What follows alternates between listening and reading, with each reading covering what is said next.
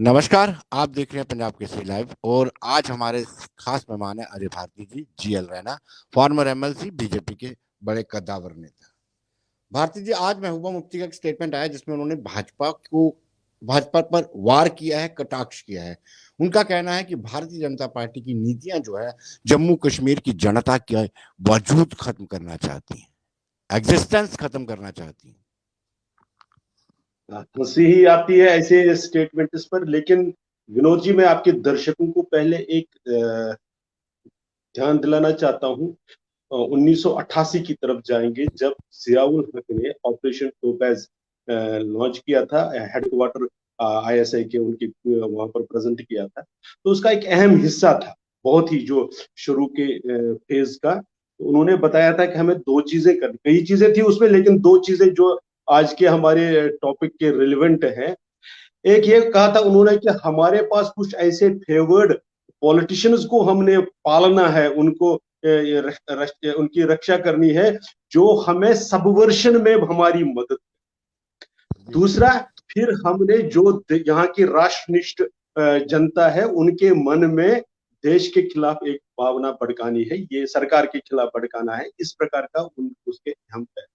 आप कड़िया जोड़ लेंगे तो देखेंगे कि आज जब 2019 के बाद विशेषकर जब ऐसे लोगों का तंत्र जो इस प्रकार का काम में आईएसआई और उनका सहायता करते, जब वो ध्वस्त हो रहा था, तो उस तंत्र पर जो खड़े होकर राजनेता राजनीति कर रहे थे जम्मू कश्मीर में, उनकी परेशानी तो बढ़ ही रही है।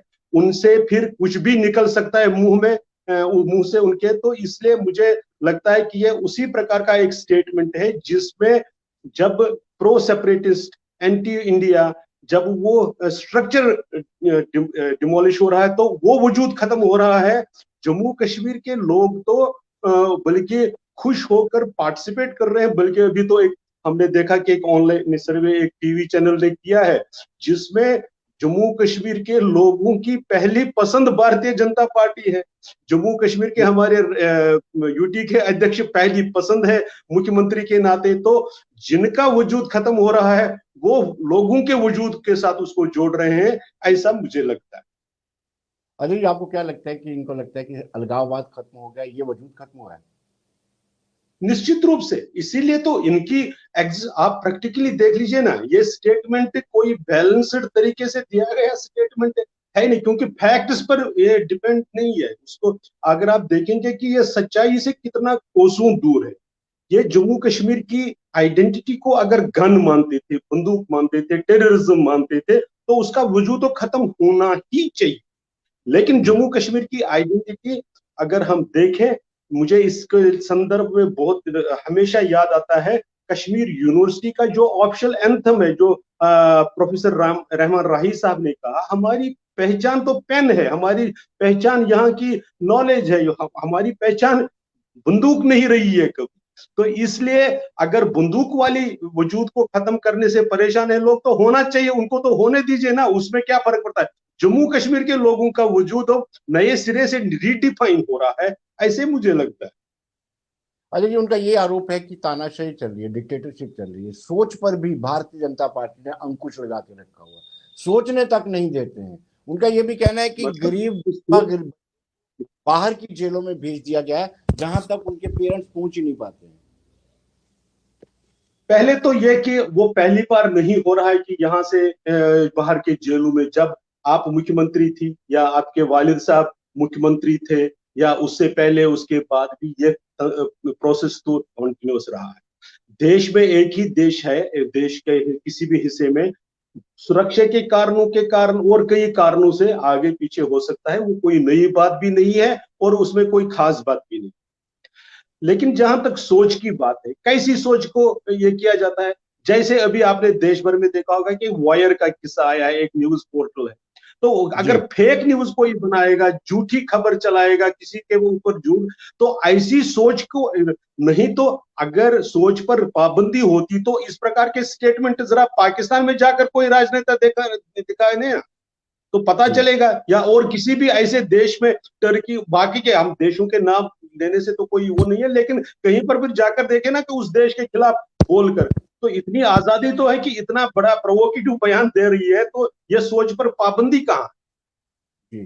लेकिन वो कहती है कि जब भी मैं पॉलिटिकल एक्टिविटीज करना चाहती हूँ ये मुझे नजरबंद कर देते हैं, हाउस अरेस्ट कर देते हैं। वो मुझे लगता है कि मैंने ऐसे कई बार पुलिस के स्टेटमेंट देखे कि वो जी खुद कुंडी लगाकर अंदर से फोटो ले लेते हैं, बाकी हमारी तरफ से कोई पाबंदी नहीं है। इसको तो पुलिस डिपार्टमेंट और सुरक्षा बल ही फर्दर एक्सप्लेन कर सकते हैं। मैं उस पर टिप्पणी क्या करूंगा, क्योंकि मैं अंदर जाकर किसने बंद किया, किसने कुंडी लगाई, ये तो मैं देखता नहीं हूँ। लेकिन कहीं ना कहीं उनका ये कहना है कि डेलिबरेटली ऐसे अटेम्प्ट किए जाते हैं कि पीडीपी फ्लोरिश ना हो, बिल्कुल नहीं। पब्लिक। लोग देखिए, मैं कम से कम तो इतना तो कह सकता हूँ कि हम जब घाटी में घूम आते हैं, जम्मू की तो छोड़ दीजिए बात, जम्मू में ये घाटी में भी जब हम घूमते हैं तो, और बाकियों का जो भी हो, कम से कम पीडीपी का तो नाम ले हुए बहुत कम मिल रहे हैं ग्राउंड। इसलिए उससे बचने के लिए, उस फजीहत से बचने के लिए ऐसे नेता को ऐसा करना ही पड़ेगा। जस्टिफाई कैसे करेंगे कि लोग हमारा साथ में। इससे पहले उमर अब्दुल्ला ने भी इसी तरह की स्टेटमेंट दी थी। उनका कहना था कि ये हमें पॉलिटिकल एक्टिविटीज नहीं करने दे रहे हैं। द्रास में उनको रोका गया था आगे जाने से। पहले तो ये बताइए, वो उनका जो दौरा था वो किसके साथ कोइंसाइड कर? जी। बदकिस्मती है हमारे देश की कि सचमुच में जो 70 साल से एक तंत्र को चलाया गया कि आप ऐसे प्रोवोकेटिव एलिमेंट्स को एनकरेज कर रहे हैं जो सही बात को समझ ना, और देश की नाजुकता की, जो सिक्योरिटी से, देश की एकता और अखंडता से जुड़े हुए इशू को नहीं देखते। बॉर्डर स्टेट, वो भी ऐसी स्टेट जहां पर दो एनिमिकल फोर्सेस मिलकर आपको परेशान करने के लिए खड़े हैं, तत्पर है। ऐसे में आप जनता की उसको जाकर भावनाओं को भड़काने में मदद कर रहे हैं, न कि उनको समझाने में भी भैया आपके लिए ठीक क्या है। जिस जी। लद्दाख रीजन की वो बात अभी कर रहे हैं, जिसका बजट 50-60 करोड़ से ज्यादा कभी उन्होंने रखा नहीं था, आज वो किस तरह से आगे बढ़ रहा है। वहां की एब्जॉर्प्शन कैपेसिटी नहीं है, इसलिए वो दिखाई नहीं दे रहा है, ग्राउंड पर दिख नहीं रहा है, तो उसको बढ़ाने की कोशिश हो रही है। तो ऐसे में अगर सचमुच में रोकने की बात होती तो वो इतने जल से जुलूस कर रहे हैं, इतनी मीटिंग्स कर रहे हैं, तो उनको करने नहीं दिया जाता ना कहीं पर भी। चाहे जम्मू कश्मीर की यूटी हो, चाहे लद्दाख यूटी हो, वो जहां पर भी जाना चाहते हैं जाते हैं। हाँ, कहीं पर कोई इस प्रकार का, जब वो पहले भी रहा है, आपको याद होगा जब हमारे 2014 से पहले राज्यसभा के लीडर ऑफ अपोजिशन और लोकसभा की सुषमा जी और स्वर्गीय जेटली जी आए थे, उनको एयरपोर्ट से वापस कर दिया गया था इन्हीं की सरकार में। तो तब क्या, जी। तब तानाशाही नहीं थी क्या? तो ये जी। अगर लॉ एंड ऑर्डर मशीनरी कभी कोई ऐसा मेजर रहती है, अभी तो हमने देखा पंजाब में प्रधानमंत्री जी को वापस भेजना पड़ा। तो क्या हो रहा है, तो वो उसके साथ रिलेटेड उसको देखें, न कि इस तरह से कि भाई उनकी पॉलिटिकल एक्टिविटीज को रोका जा रहा है। उनकी पॉलिटिकल एक्टिविटीज जहां उनके लिए पॉसिबल है वहां वो कर रहे हैं। हाँ, जहां पॉसिबल नहीं है तो ऐसे आरोप लगाने उनके लिए वो एक पॉलिटिकल मजबूरी है, मुझे ऐसा लगता अच्छा जी, उनका ये भी कहना है कि आप तो डेवलपमेंट की बात कर रहे हैं कि करोड़ों रुपया यहाँ पे लग रहा है। उनका कहना है कि जमीन पे जीरो नजर आ रहा है, कुछ नजर नहीं आ रहा है लद्दाख की डेवलपमेंट। है। मैं वही कह रहा हूं कि अगर वो जो कुछ देखना चाहते हैं, हालांकि मैं लद्दाख बहुत दिनों से नहीं गया हूँ, 2019 के बाद 2020-19 में नहीं, उसी के बाद नहीं गया हूँ, इसलिए आज एग्जैक्टली कहाँ पर क्या हो रहा है मैं उसको उस ऑथेंटिसिटी के साथ नहीं कह सकता हूँ। लेकिन उनका तो जम्मू कश्मीर के बारे में भी ऐसा ही कहना है। उनको जम्मू कश्मीर में भी कोई डेवलपमेंट दिखाई नहीं होती हुई दिखाई नहीं दे रही है। तो ऐसा ये एक पॉलिटिकली जॉन्डिस्ड व्यू है, जिसमें से वो एक ऐसा चश्मा लगाकर चीजों को देखते हैं जो सिर्फ उनकी पसंद की चीजें उनको दिखाते हैं। जो हो रहा है वो पूरा उनको दिखता नहीं है, ऐसा दिखाई देता। लेकिन सिलेक्टिव किलिंग पर आप अंकुश नहीं लगा पा रहे हैं। निश्चित रूप से ये देखें, इसमें चूंकि मैं बहुत नजदीक से इसके साथ जुड़ा हूं, क्योंकि एम्प्लॉयज के साथ भी बाकी जो इसमें वहां की मेजॉरिटी कम्युनिटी का बहुत बड़ा रोल है, तब तक संभव नहीं है। क्यों? जो विक्टिम को, जो टारगेट को आइडेंटिफाई करता है, मैं अभी जो रिसेंटली बताता हूँ, जिनको हमने देखा, चाहे वो चौधरी गुंड हो, चाहे सोचगाम हो, वहां पर अगर हम देखते हैं तो आइडेंटिफाई करने वाले वहीं पर समाज में रहने वाले लोगों में से कोई ना कोई होता है। जब आप ऐसी स्थिति में, जब तक समाज इसके लिए रेडी नहीं हो जाएगा कि वो उनको आइडेंटिफाई करे। हमारी हालांकि जब सिक्योरिटी एजेंसीज के साथ बात हो रही थी, तो वहां पर ऐसे भी इंस्टेंसेस आए हैं कि जब ड्रोन से ऊपर से आप देख रहे हैं कि टेररिस्ट भाग रहा है, तो लोग आज उनको पन्ना नहीं दे रहे हैं।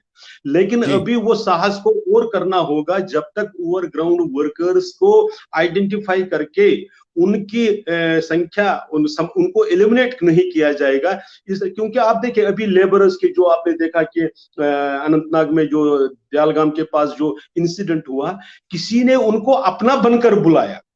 तो वो जी अपना कौन होता है, वो उस समाज को जब तक वो नहीं देखेंगे। और इसमें मैं एक बहुत बड़े मतलब फर्म ओपिनियन के साथ एक बात कहना चाहता हूं। हमारे कश्मीर घाटी के जो सामाजिक और राजनीतिक नेता है, 1990 में एक बात कहते रहे, बहुत देर तक कहते रहे, जी हमारे हाथ बंधे थे, हम असहाय थे, इसलिए हम तब माइनॉरिटी कम्युनिटी को बाहर जाने से नहीं रोक पाए।